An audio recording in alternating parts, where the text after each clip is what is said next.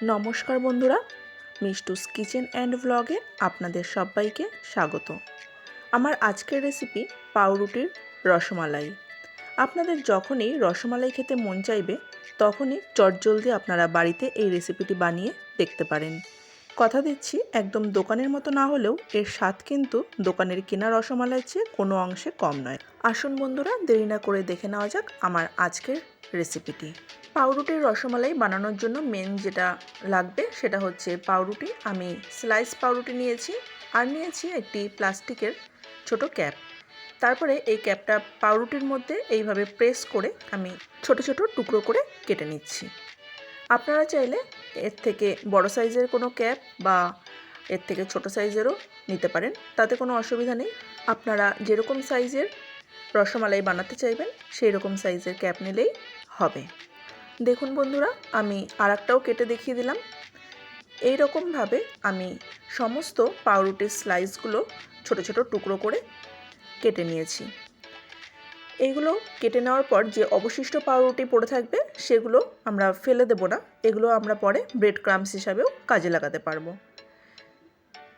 আমি এবার মালাইটি তৈরি করার জন্য গ্যাস ওভেনে একটি কড়াই বসিয়ে তাতে 750 লিকুইড দুধ দিয়ে দিয়েছি।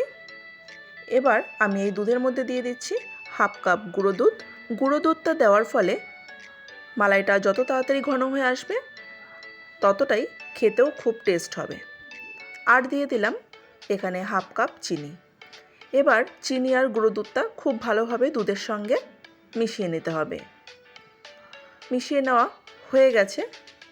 এবার আমি দুধটা ফুটে ওঠা পর্যন্ত অপেক্ষা করব। দেখুন বন্ধুরা, আমার দুধটা ফুটে উঠেছে। এবার আমি এর মধ্যে দিয়ে দিলাম 1 চিমটি জাফরান আর দিয়ে দিচ্ছি 3টি এলাচ। আমি এলাচের মুখগুলো ফাটিয়ে তারপরে দিয়েছি, তাতে করে সেন্টটা খুব ভালো হবে। এবার আমি আরও কিছুক্ষণ সময় ধরে দুধটা জাল করে নেব। দুধটা ততক্ষণ জাল করে নেব যতক্ষণ না দুধটা ফুটে হাফ কেজি হচ্ছে।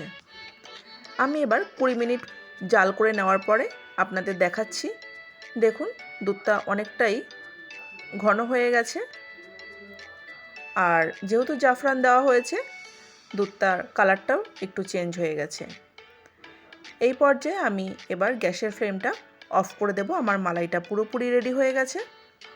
এখন আমি মালাইটাকে ঠান্ডা করে নেব। যেহেতু রসমালাইটা পাউরুটি দিয়ে তৈরি হচ্ছে তাই বেশি গরম মালাইয়ের মধ্যে পাউরুটি দেওয়া যাবে না, তাহলে পুরোপুরি গলে যাবে। এখন আমার মালাইটা ঠান্ডা হয়ে গেছে, মানে উষ্ণ গরম আছে। আমি একটা আঙুল চুবিয়ে দেখিয়ে দিচ্ছি যে আঙুলটা অনেকক্ষণ রাখা যাচ্ছে। এই পর্যায়ে আমি মালাইয়ের মধ্যে পাউরুটির টুকরোগুলো দিয়ে দেব। এক এক করে আমি সব পাউরুটির টুকরোগুলো মালাইয়ের মধ্যে দিয়ে দিচ্ছি। মালাইয়ের মধ্যে পাউরুটি দেওয়া হয়ে যাওয়ার পরে খুব বেশি নাড়ানো যাবে না, কারণ পাউরুটি দুধে ভেজার পরে অনেকটা নরম হয়ে যায়। তাই আমি চামচে করে আস্তে আস্তে এইভাবে উল্টে দিচ্ছি।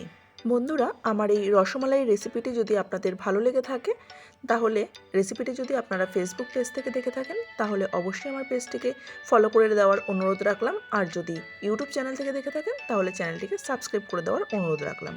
পাশে থাকা বেল আইকনটি অবশ্যই ক্লিক করে রাখবেন নতুন নতুন রেসিপির আপডেট সবার প্রথমে পাওয়ার জন্য। আর রেসিপিটি ভালো লাগলে নিজেদের আত্মীয় স্বজন বন্ধু বান্ধবদের মধ্যে একটু বেশি বেশি করে শেয়ার করে দেবেন। এবার আমার এই রসমালাইটা পুরোপুরি রেডি হয়ে গেছে। আমি এবার রসমালাইটা ফ্রিজে 1 ঘন্টা রেখে তারপর আমি সার্ভ করব। দেখুন বন্ধুরা, আমি এবার প্লেটে সার্ভ করে নিয়েছি। দেখতে কতটা লোভনীয় হয়েছে আর খেতেও খুব সুন্দর হয়। আপনারা অবশ্যই বাড়িতে একবার এইভাবে বানিয়ে খাবেন। আশা করছি প্রত্যেকের খুবই ভালো লাগবে। আর বাড়িতে বানালে অবশ্যই কমেন্টে লিখে জানাবেন যে আপনাদের খেয়ে কেমন লাগলো। আমি এবার রসমালাই একটি প্লেটে তুলে নিয়ে আপনাদের কেটে দেখাচ্ছি। দেখুন বন্ধুরা, ভেতরটা কতটা সুন্দর হয়েছে আর এটার টেস্ট একদম দোকানের কেনা রসমালাইয়ের থেকে কিন্তু কোনো অংশে কম না। অবশ্যই আপনারা একবার বাড়িতে ট্রাই করবেন। আর আমার আজকের এই ভিডিওটি আপনারা কে কোথা থেকে দেখছেন অবশ্যই কমেন্টে লিখে জানাবেন, তবেই তো আমি আপনাদের ধন্যবাদ জানাতে পারবো। আজকের মতো ভিডিওটি এখানেই শেষ করছি। আবার আসবো পরবর্তী অন্য কোনো নতুন রেসিপি বা ভিডিও নিয়ে। ততক্ষণ পর্যন্ত সবাই ভালো থাকবেন, সুস্থ থাকবেন। ধন্যবাদ।